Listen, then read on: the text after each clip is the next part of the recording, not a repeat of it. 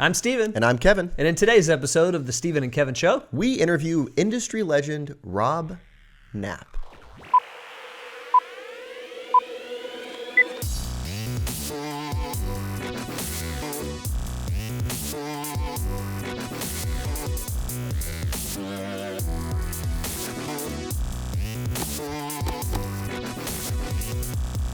Hello, everyone, and welcome back to episode 20 of the Steven and Kevin Show. And we have a special treat for you today. Yeah, we've got Rob Knapp on the show. Welcome, Rob. Thank you very much, Steven, Kevin. Yeah, glad to have you here. And for those of you who don't know, Rob is a little bit of an industry legend here, right, yeah, Kevin? Yeah. I mean, most of you know that name. He started the Supernova program back when he was a managing director at Merrill Lynch. And I think it says enough to the fact that, Rob, you had this program studied by Harvard and MIT. I think that has a little bit of gives you an idea of the impact this program had over the years. Now Rob is running a great program over there with the Supernova Consulting Group, and he was nice enough to agree to spend a few minutes with us here today. So, Rob, first question for you today. You created this Supernova Advisor program. You wrote the book, Supernova Advisor. Sorry. And for the rare few, the 1% of the audience right here who doesn't know what that is, what exactly is the concept of Supernova? Stephen, thanks for having me today. And Kevin, thanks for the opportunity here. Supernova, it's really interesting because in that last... I met with an executive with one of the leading firms, and he said, "What else are you offering besides Supernova?" And I was taken back by the question, meaning I don't think he really understood what Supernova is. So thanks for the opportunity to kind of explain what it is and how it's evolved over time. It's more than a process. Everybody thinks of Supernova as a process, the 80-20 rule, and it's more than that. It's really kind of a philosophy of practice management. It's based on the concept of giving before you get, I think made most famous by Zig Ziglar. In his famous quote, "You get more of what you want when you help others get more of what they want." It's also based on the concept of be it before you can have it, made famous by Larry Wilson. The concept that before you can become president, you must go through various steps of growth. So before you can have it, you must be it, you must become it. And so that's a part of what we do. And also the concept of focusing your energy on what matters most versus what matters least. So that's kind of you've got to earn it before you can have it, meaning we develop in Supernova a process by giving exceptional experiences to our clients. The FA creates the opportunity to go deeper with their client because the trust is deeper, and they become infinitely more referable. And Rob, it sure seems like you're helping advisors become the real deal. Almost all of them would claim to provide high-level service, and certainly some do, but almost everybody would claim it, and you guys seem to go in and really help them get their act together in some ways.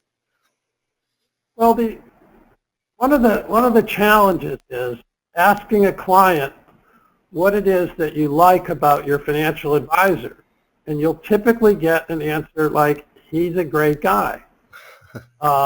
He's really good at what he does, and I really like him, and I think you'd like him. And that's the way they refer you. And the problem with that is it really doesn't define you.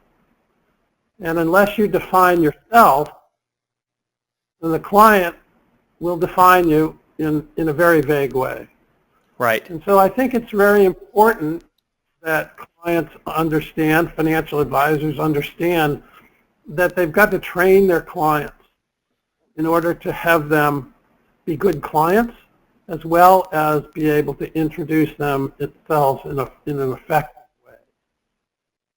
I saw a clip on your website a couple days ago, Rob, where you were explaining the difference between an advisory practice and a dental practice in terms of who's running the operations. Would you mind sharing that analogy with everybody? I thought it was great.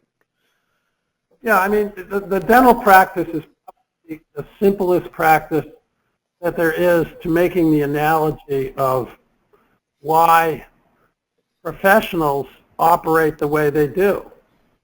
I mean, when we studied service, we examined every other profession that was in the market, and we determined that doctors and dentists and lawyers and CPAs all operated appointments, and those appointments were not appointments that the doctors made or the dentist made or that the CPA made, but were done by their administrative assistant or their office manager. So the concept of going into a dentist office and being greeted by the administrator is fundamental to Supernova. The administrator greets you, hands you over to the dental hygienist, who then hands you to the doctor. The doctor then looks for their opportunities in your mouth, hands you back to the dental hygienist, and then who then hands you back to the administrator, who makes the next appointment. So they close the loop. So the dentist owns the practice, but who's really in charge of the practice? Mm-hmm. And that's the administrator.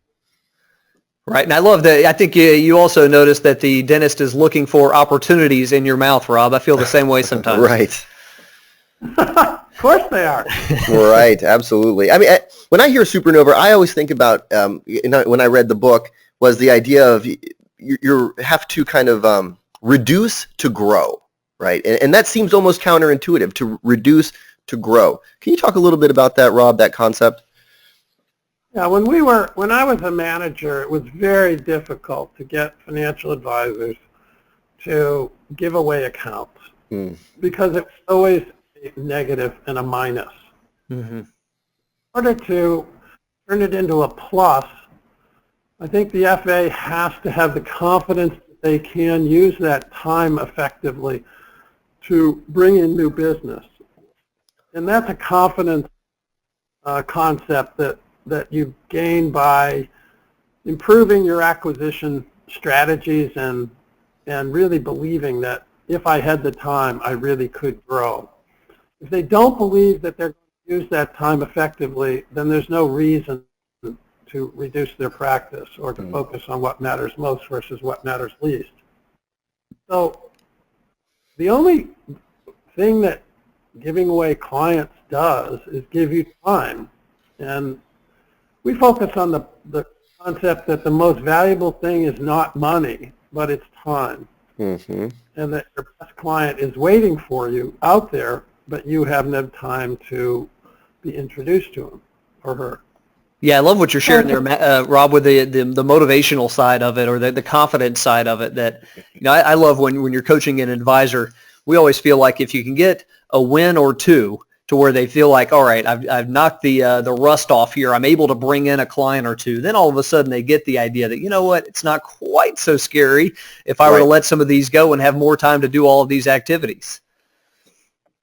Yeah, and the other thing is that we really flourish where the FAs are pretty frustrated. And so that pain of frustration coming from either putting in nights and weekends because you've got too many clients, or the fact that you're not growing and you've tried everything and you're still not growing. When those things come together, that's when they usually call us. Yeah. Yeah, great. Rob, Kevin, on a secondary question here, do you want it? Yeah, I'll take it. In the book, Rob, you talk about this concept of kind of 12-4-2, right? Each client should have 12 scheduled contacts per year. 4 of those contacts should be quarterly reviews. At least 2 of those contacts should be face-to-face meetings covering a broad agenda. I'd love your perspective on how technology is changing these advisor-client contacts or interactions. That's a great question.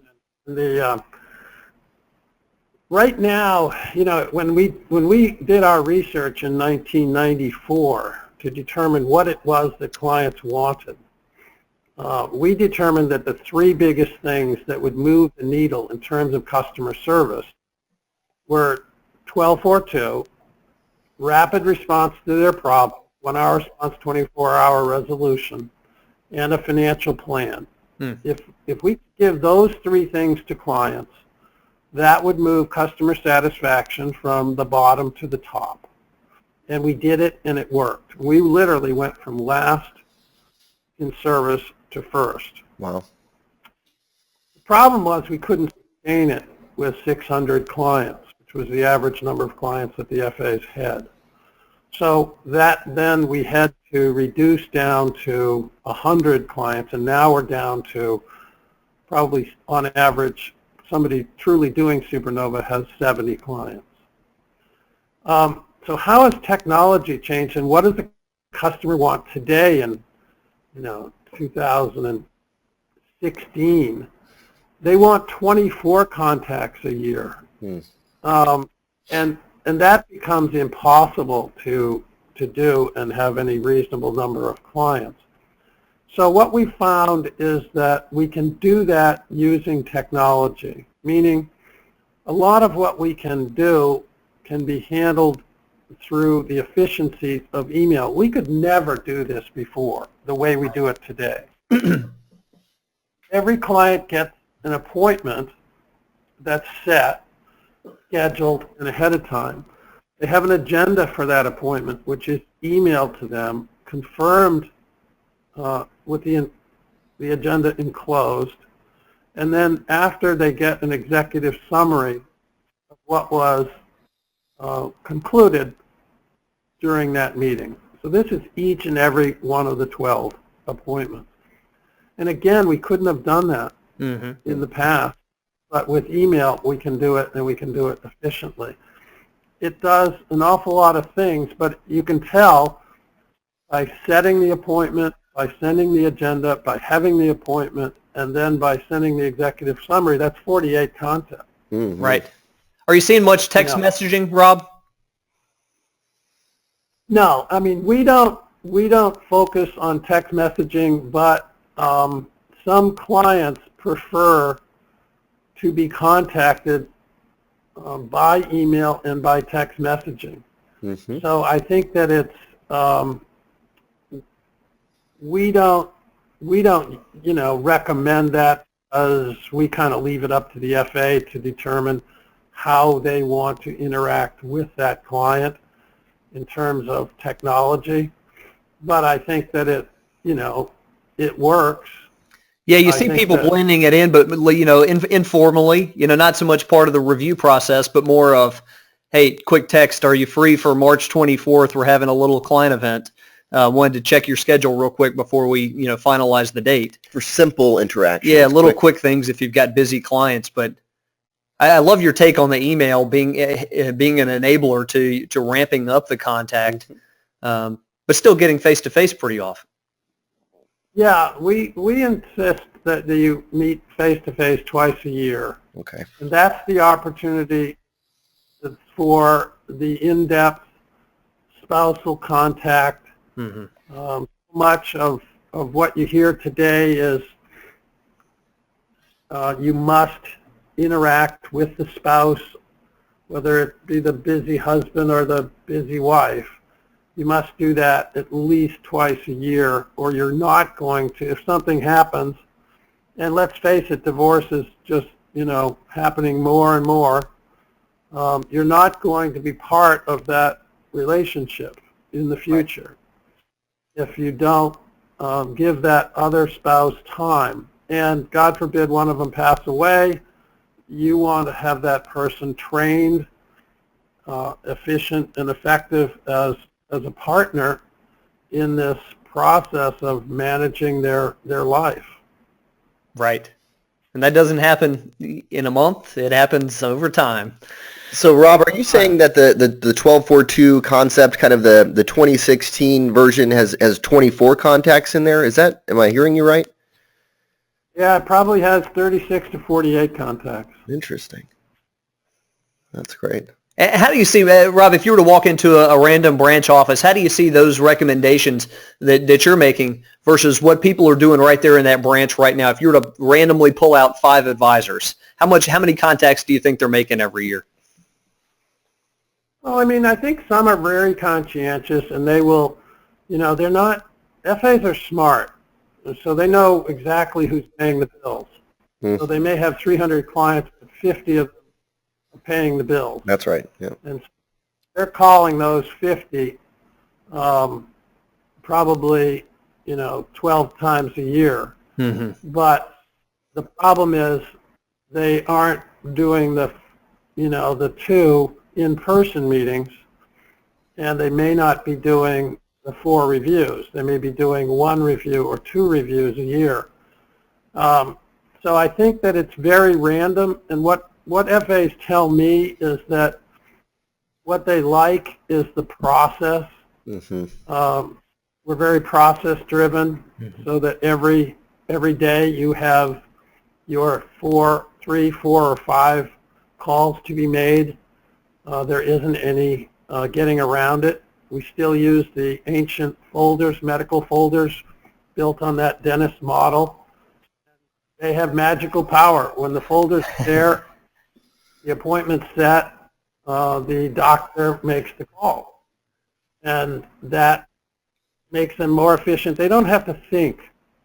What we want to do is eliminate as much of the thinking as possible so they can focus their energy and their brain on the client and what they're going to be determining as the right steps to be taken in these crazy markets. Right. So it's less of what should I be doing today. I have a list of people I should be reaching out to. It's more of how can I get the most out of these interactions? Mm-hmm. How can I be the most prepared for these very important client interactions? And technology aside, the technology doesn't matter. I mean, it's about the contacts, right? I mean, it doesn't matter if you use envelopes or a CRM system. It's about those contacts. Mm-hmm. Hey, right. For many of you out there, you may not know this about Rob. Rob has, among other mountains, climbed Mount Kilimanjaro. And I'm always curious. I've heard this from you before, Rob, just casually offline, what you do to get ready for a task like that most of us can't even imagine. And I'm curious if you can draw some parallels between the discipline required to climb a mountain like that and your routine to what some of the, some of our audience could apply to their business. Well, I think the word used was routine. We wonder why are some people so disciplined and others aren't. Well, we're all given about the same amount of discipline. The question is, what are your routines, or we call them rituals? Mm-hmm. And if you build the right ritual around your exercise process, it becomes something that you really don't have to think about very much. I get up, even today, I get up early, I'm on my bike, and I'm done with my exercise program by 7:30. And there's really no need for that. I'm in a retirement kind of community. I live in an island, Boca Grande. It's a lovely place, and the average person doesn't rise till about 8 o'clock. So I'm up and riding with my buddies sunrises, and it's just part of the rituals that I created when I was in my entire work life and my previous life. You create rituals around things that are good for you. Mm-hmm. Jim Lair, we all have our mentors, and I've mentioned Zig Ziglar, Larry Wilson, but Jim Lair, Loehr, wrote a book called The Power of Full Engagement. And the concept is, what would you do and how good could you be if you were fully engaged at all times? And that's the concept of peak performance, calling on your genius when you need it. And that is determined by your ability to recover. So in order to have ideal performance state, you have to have ideal recovery state. And think about it. Your body is a physical being. It's a brain. You are the brain in your head.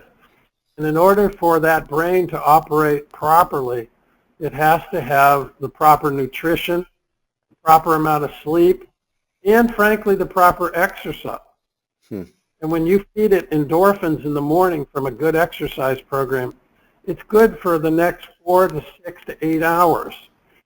And people tell, you know, people that exercise and are athletes, corporate athletes, often say that they, you know, they have a good day every day because they feel great from their exercise.